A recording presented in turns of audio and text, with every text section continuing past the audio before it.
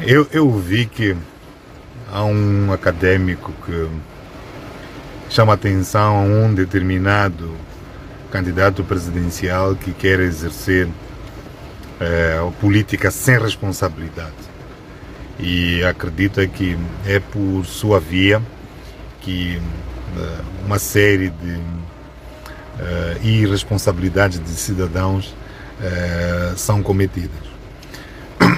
Deixa eu dizer isto de uma forma um pouco assim às pressas, mas que vai servir, penso que vai servir. Eu sou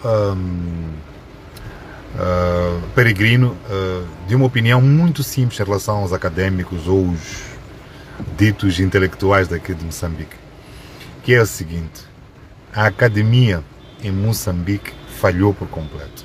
Isto tem que estar claro. A academia falhou. E por que eu digo isto? Eu começo até por definir aquilo que eu entendo ser a universidade.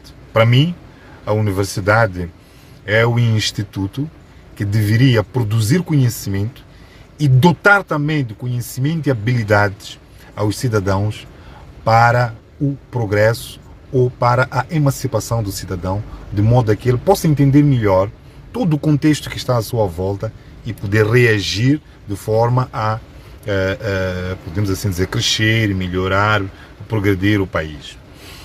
Então, como é que uma universidade ela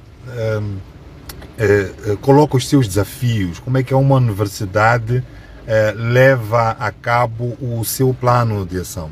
Isso tem a ver também com o contexto em que ela está. Uma universidade em Moçambique tem que debelar os problemas de Moçambique. Uma universidade em Moçambique não há de ter, não vai perseguir os mesmos fins que uma universidade nos Estados Unidos. Portanto, nós aqui em Moçambique temos uma série de desafios, desde o início da nossa primeira república, podemos assim dizer, com a independência de Moçambique, nós tivemos uma série de desafios. E era tarefa dos intelectuais, dos académicos, perceberem como é que Moçambique estava naquela altura, projetarem o Moçambique que hoje está, a fim de evitar toda e qualquer inabilitação política, inabilitação econômica, inabilitação social, cultural, por aí em diante. Porque nós, na verdade, somos uma verdadeira catástrofe. Somos um exemplo de uma não-república, de uma não-nação, de um não-Estado. Então, cabia aos intelectuais, os académicos de então, produzirem conhecimento, orientarem a universidade para que ela produzisse conhecimento, para que o nosso país não estivesse mergulhado no descalabro que hoje ela se apresenta. E não é isso que os académicos fazem. E continuam, desde 1965 até os dias de hoje, a resolver não problemas, podemos assim dizer, a olharem para consequências e não para causas, a olharem para as vítimas como se fossem os vitimizadores, a olharem para aqueles que são a consequência. Estou aqui a repetir, desculpa, não é? Estou a falar aqui do povo, eu gosto muito dessa expressão, não é? Como a razão dos problemas que Moçambique tem. E não é isso. Eu fico frustrado quando vejo os nossos académicos a não atacar os problemas de facto, não é? E a universidade era suficiente, podemos assim dizer, para ela levar a cabo esta emancipação a que eu referi. Portanto, nós temos vamos lá, de uma maneira muito clara sobre o problema que nós vivemos hoje, e parece-me que os académicos estão a ter muita dificuldade de atacar o problema, de dizerem as coisas como elas são. Nós estamos numa situação de não-Estado. Quando dizemos não-Estado, é a população que foi entregue à sua sorte. Eu posso recuperar até uma expressão de um texto do Matias Júnior, do canal de Moçambique, que ele disse que Moçambique é o único país onde é o cidadão que vai atrás do terreno, constrói a casa, faz rua, coloca água, coloca energia, coloca dados, quer dizer, e depois é o Estado que vai lá cobrar impostos. Depois é o Estado que vai tirar benefícios do fato de aquele bairro, de aquela construção ter existido, porque depois quer cobrar imposto predial e por aí em diante. Isto aqui é uma verdadeira inversão daquilo que é o funcionamento do contrato social. Não é assim que o Estado tem. Eu vou buscar um outro exemplo de questões que nós vivemos todos os dias. Nós estamos há cerca de 12 anos, ou um pouco mais, em que nós temos raptos e não temos um único mandante. Não temos uma única investigação que começou do princípio ao fim.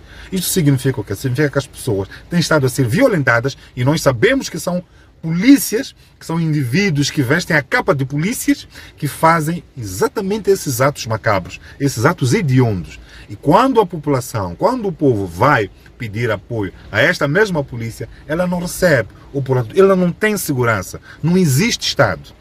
Nós estamos numa situação, meus caros, em que a população, o povo moçambicano, tem sido encurralado.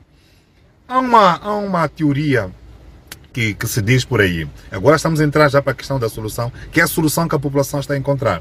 Há uma teoria muito famosa que diz assim: nunca encurrales alguém ao ponto dele não ter uma saída, pois de outro modo ele vai acabar por se virar contra si. Meta um gato num quarto e começa a açoitá-lo. Há de ver que ele vai fugir e quando ele perceber que não tem mais nenhum local para fugir, ele vai virar contra si e vai te atacar.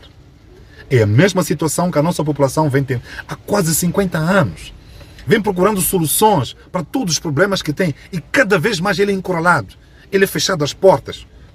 Nós tivemos recentemente uma eleição, meus caros. A saída que o povo moçambicano encontrou foi dizer: eu quero que haja alternância de poder. É assim que o povo moçambicano votou. E os académicos não podem esquecer disto. Não podem continuar a atacar aquele que é a solução. Não podem atacar aquele que não é o problema. E o problema não é este candidato presidencial que referiram, que este académico referiu. O problema é destes que vivem encurralando a população por uma situação em que ela já não tem mais espaço para fugir. Vocês têm que parar com isso. Parem de ver problemas onde não há. Ataquem o problema. Qual é o problema de dizerem que o problema deste Moçambique é a Frelimo?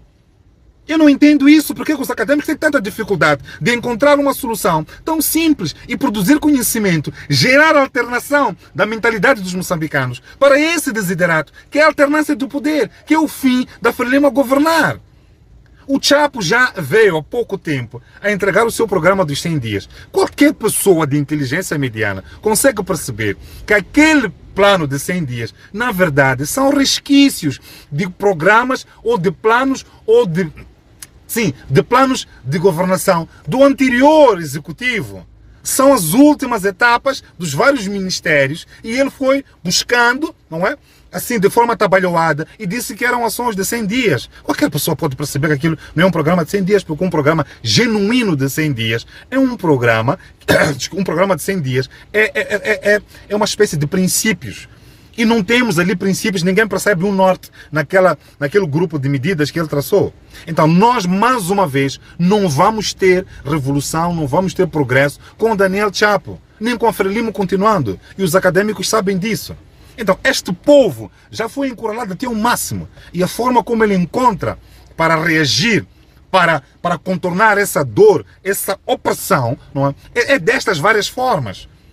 Então vocês têm que parar de encontrar o problema no povo, na reação do povo. Eu vou contar um último episódio. Este capítulo vai sair agora, na página de Engenheiro Venâncio. Nós visitamos Chibuto, uma população que estava tranquila no seu território.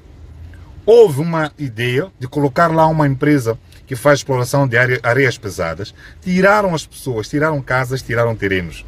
Tiraram as árvores que davam-lhes fruto, davam dinheiro em lenha, conseguiam fazer bebidas e por aí em diante. Tiraram as campas. Portanto, tiraram todo o equilíbrio. E prometeram que iam dar casas, iam dar terrenos, iam dar indemnizações por aí em diante. E levaram o dinheiro, vamos supor assim, uma família que tinha sido prometida cerca de 4 milhões de meticais. Deram 200 mil meticais. E vocês acham que estas pessoas não iam fazer a manifestação depois delas terem, veja bem, foram enganadas há muito tempo e mesmo assim elas esperaram pelo momento certo e foram depositar o voto na urna a pensar que existiria alternância. E não houve porque a Frelimo fez fraude. Acham que estas pessoas não vão se manifestar? Queriam que elas continuassem serenas.